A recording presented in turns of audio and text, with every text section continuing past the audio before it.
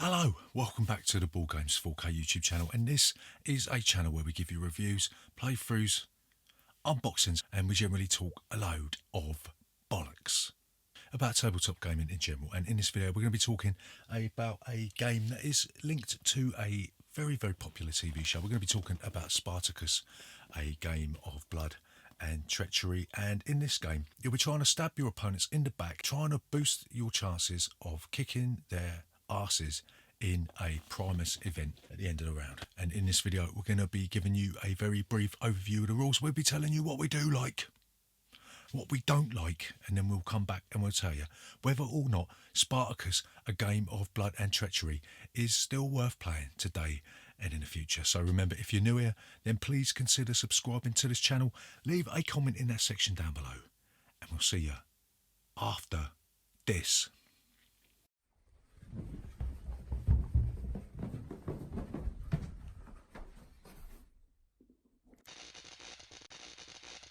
Board Games 4K. So, Spartacus, a game of blood and treachery. How'd you play this game? So this game is split over 4 phases. You've got the upkeep phase, you've got the intrigue phase, you've got the market phase, and then you've got the arena phase, right? So before you start the game, everyone's going to take control of one of the many houses in this game, and each one of the houses has got an asymmetrical special ability, so there's a lot of variation straight off the bat in this game. And also every player's going to be getting their starting assets. That means you're going to get a certain number of slaves, you're going to get a certain number of gladiators, you're going to get a certain number of gold, and you'll chuck all that stuff down in front of yourself, right? So the first phase is the refresh phase. So basically what you're doing here, you're going to refresh any cards that you have used. You're going to have the opportunity to heal any injuries that you have accumulated throughout the other rounds. And then you'll do something called balance the ledgers, in which case you'll have to pay an upkeep fee for every slave and gladiator that is in your arsenal, right? So the second phase in this game is the intrigue phase, and this is where you'll get to have a bit of backstabbing, right? So the first thing you'll do is you'll draw 3 cards,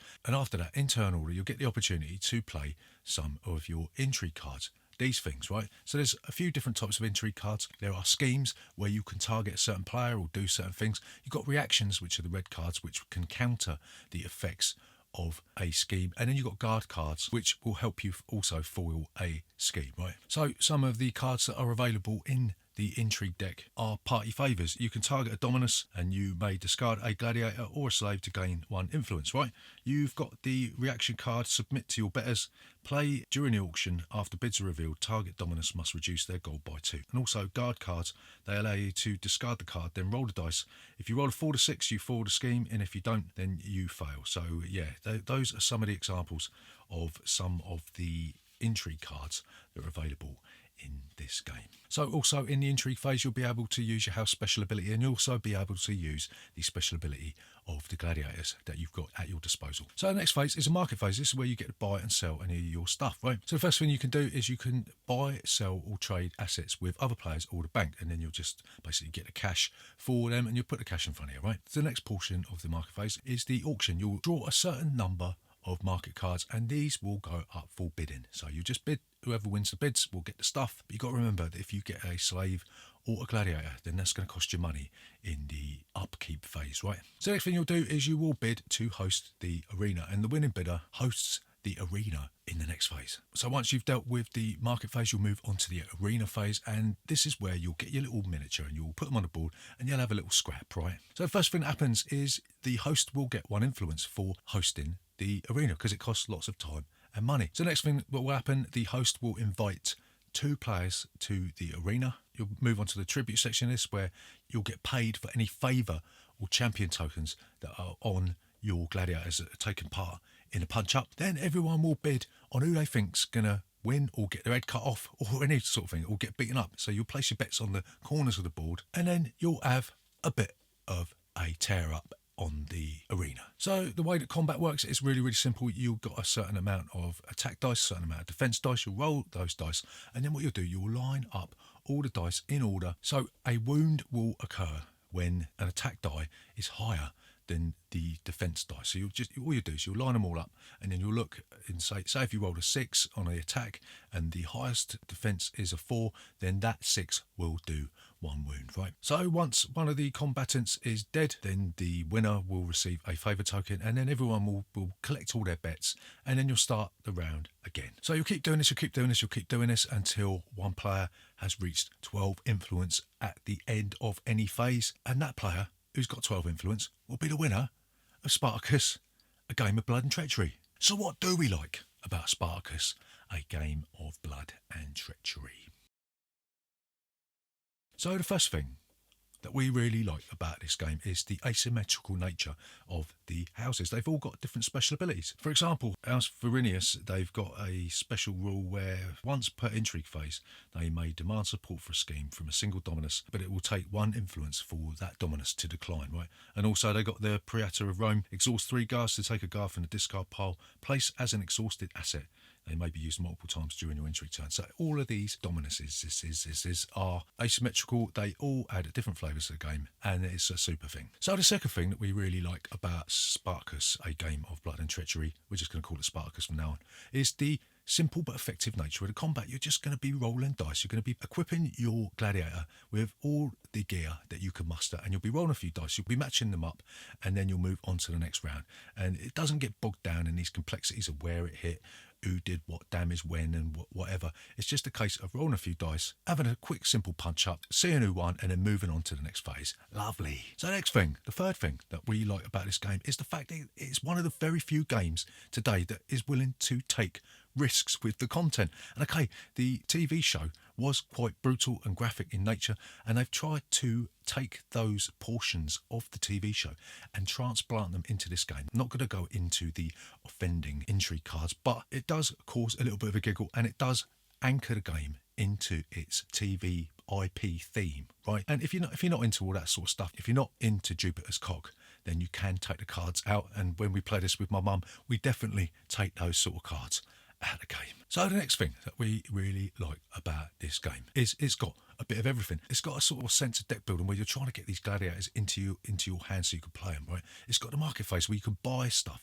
You can buy better gladiators. You can buy more slaves. You can buy better equipment. There's all these different things. You've got all these different weapons that you can get that give you special abilities during the arena phase. You've got the intrigue phase. You've got the backstabbing of that stuff. You've got the reactions. People will play a card thinking they've done enough, and then somebody will, out of the blue, they'll pop up with a reaction card, or they'll play a guard card, and there's all this to and fro, and all this shouting, all this screaming, and it really is a really good laugh. But not only that, but once you've done all that, then you've got this scrap of the arena, and if you've got the expansion, it means that you can have more than 2 players in the arena. This game offers something for everyone. It's one of the very few games that offers so much stuff to do. So what don't we like about Spartacus?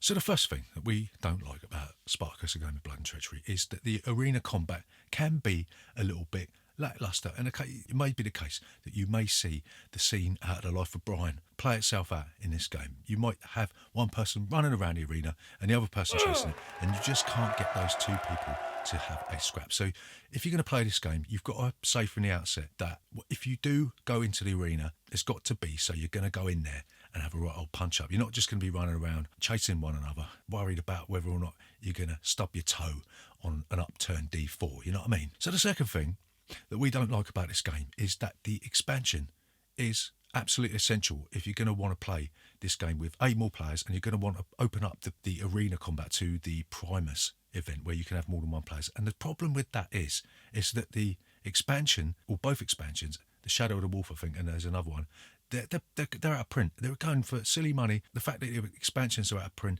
means that this game cannot be enjoyed to its full potential. If you've just got the core set, you're just going to have 2 players in the arena at any one time, and you're only going to be able to play up to 5 players, and this game is best played with as many players as possible. So if you're going to think about buying this game, you've got to think about trying to source the expansions from somewhere, or do something about it. Maybe you can sort of make them up yourself. I don't know how you're going to do it, but the expansion is a must, and they are currently out of print at the time of making this video. So the final thing that we don't like about Spartacus, a game of blood and treachery, is that we're going to contradict ourselves, because earlier we said that we like the fact the game takes risks with the content, but also on the flip side of that content may not be for everyone. So if you are a little bit squeamish, if you're not one of those people that can handle the sensitive nature of this game, not only the sort of the bawdy nature of this game, but also the fact there's slaves in there and all that sort of stuff, then this game probably isn't for you. And that's a real shame, because underneath the gloss and the